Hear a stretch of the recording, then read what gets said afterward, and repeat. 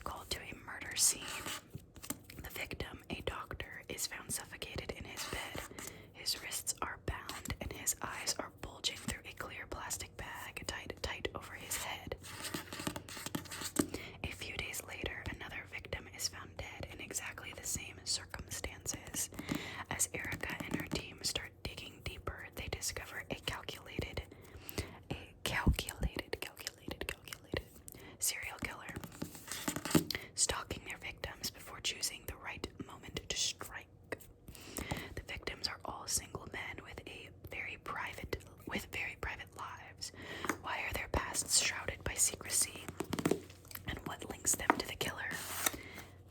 As a heat wave descends upon London, Erica will do everything to stop the Night Stalker before the body count rises, even if it means risking her job. But the victims might not be the only ones being watched. Erica's own life could be on the line. That one sounds really scary to me.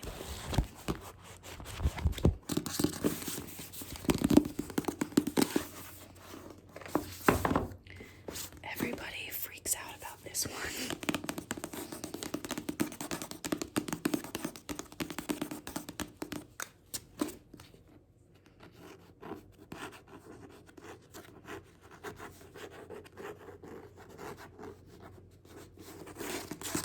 Girl in Pieces by Kathleen Glasgow.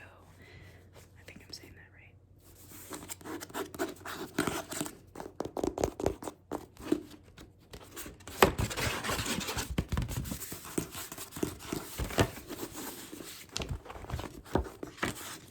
Oh, she's cute. She's so cute. She's so cute. She's so cute.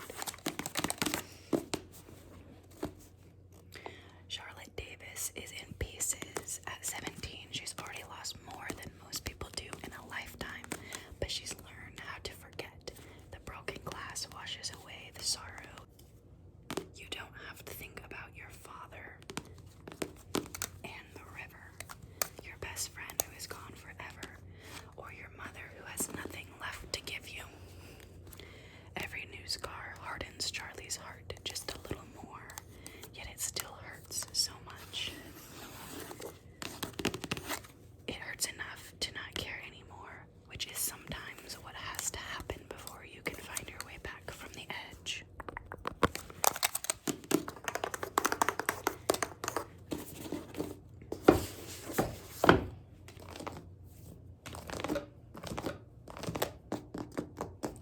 So I have not read that one yet, mainly because I don't personally like super vague summaries of books, and that is incredibly vague to me. But you guys all said like, oh my gosh, you have that, so I guess I need to read that one next.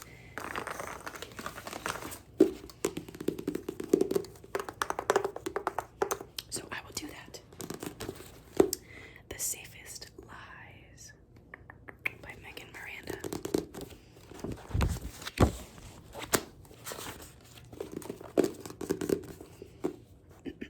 Okay.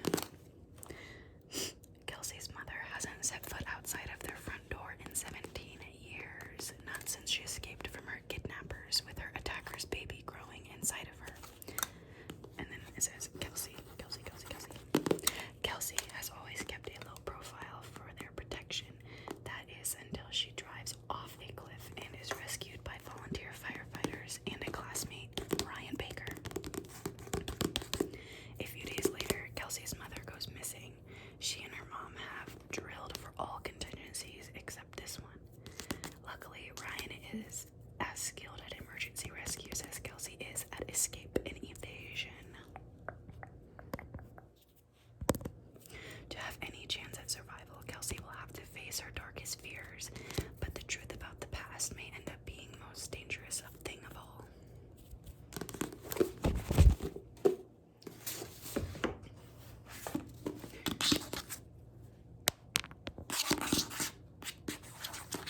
I'm not going to read the back of this because it's a really popular Netflix series, but there is a book. I'm not sure if the book came first. I would think the book came first, but it's the series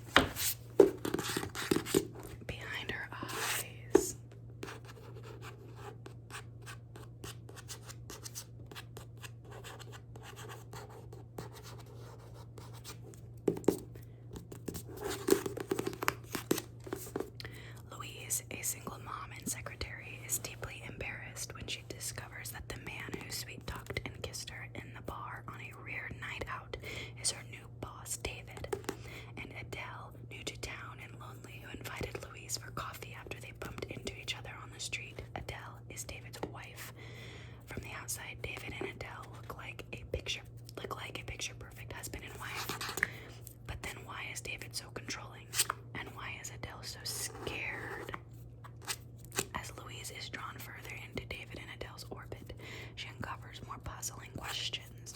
The thing that is crystal clear is that something in this marriage is very, very wrong, but Louise cannot guess how wrong or how far a person might go to protect their marriage secrets. So I accidentally watched the Netflix series on this before I read the book, so I'm kind of mad about that, but I literally, like, it's so funny. So I, like, sat down to watch the series, and I got, like, 20 minutes in, and I was like, you're joking me. So I paused it, and I ran into here, and I read the back of the book. I was like, absolutely, I just started a series that I should read the book first, but then I had no self-control at all, and I wanted to watch it so bad because I was hooked after 20 minutes. So that's kind of my own fault. I don't think I need to read this one.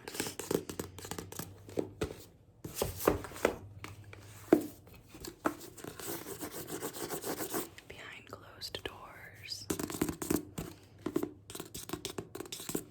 Everyone knows a couple like Jack and Grace. He has looks and wealth. She has charm and elegance. He's a dedicated attorney who has never lost a case. She is a flawless homemaker, a masterful gardener, and cook who dotes on her disabled younger sister. Though they are still newlyweds, they seem to have it all. You might not want to like them, but you do. You're hopelessly charmed by the ease and comfort of their home, by the graciousness of the dinner parties they throw. You'd like to get to know Grace better, but it's difficult because you realize Jack and Grace are inseparable. Some might call this true love. Others might wonder why Grace never answers the phone, or why she can never meet for coffee, even though she doesn't work. How can she cook such elaborate meals but remain so slim? Or why she never seems to take anything with her when she leaves the house, not even a pen, or why there are such high security metal shutters on the downstairs windows. Some might wonder what's really going on once the dinner party is over and the front door has closed.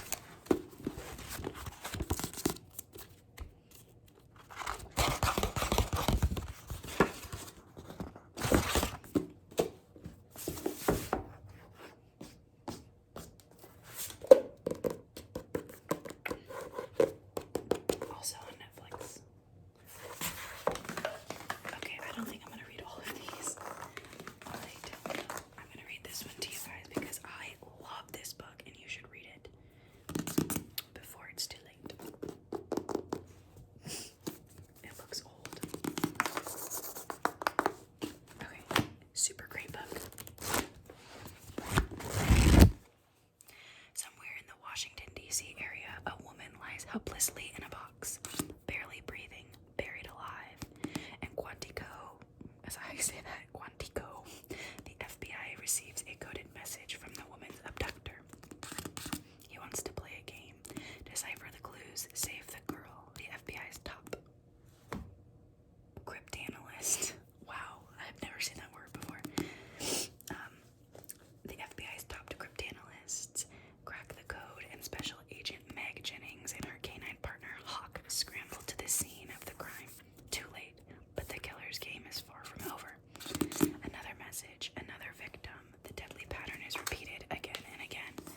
As the body count mounts, Meg decides to break protocol and bring in her brilliant sister Kara, a genius at word games, to decipher the kidnapper's twisted clues.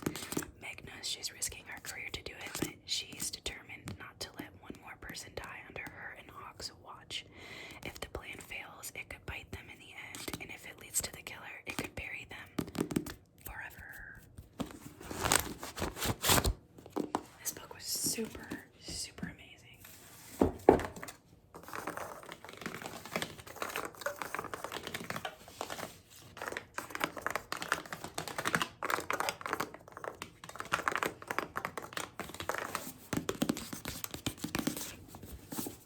Oh gosh, you can see all the dust.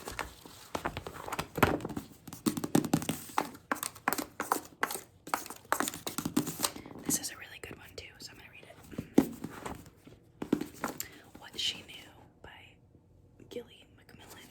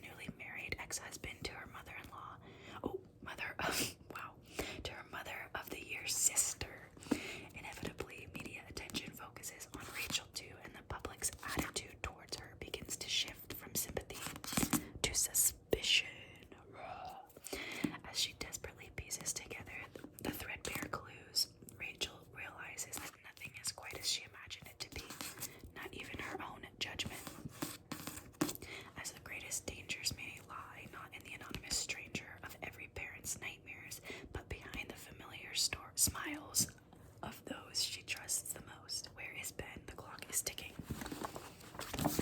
This book's really good.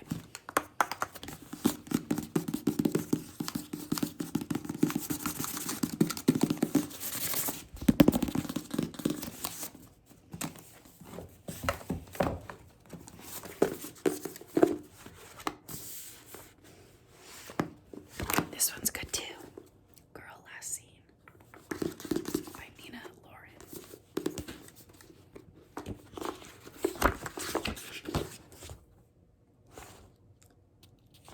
Super cute too. Olivia Shaw has been missing since last Tuesday. She was last seen outside the entrance of her elementary school in Hunts Point wearing a white spring jacket, blue jeans, and pink boots. I forced myself to look at the face in the photo into her slightly smudged